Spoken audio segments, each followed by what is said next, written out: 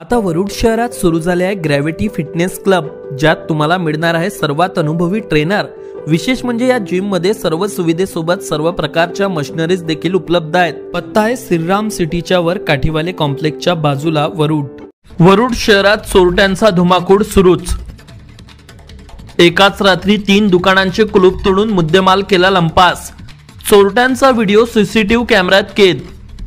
शहरातील जयंत चौक ते ring road मार्गावरील घटना।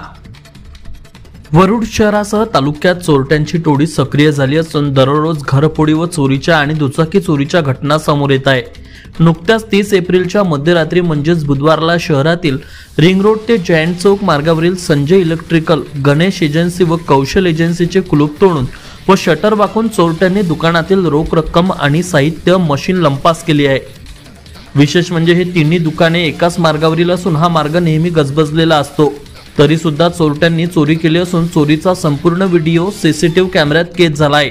या चोरीत संजय इलेक्ट्रिकल मधील 5000 रुपये रोख रक्कम आणि 2 विद्युत पंप असा 15000 रुपयांचा मुद्देमाल व गणेश एजन्सी मधील 20000 रुपयांची रोख रक्कम आणि कौशल एजन्सी मधील 700 रुपयांची रोख रक्कम असा मुद्देमाल लंपास केलाय।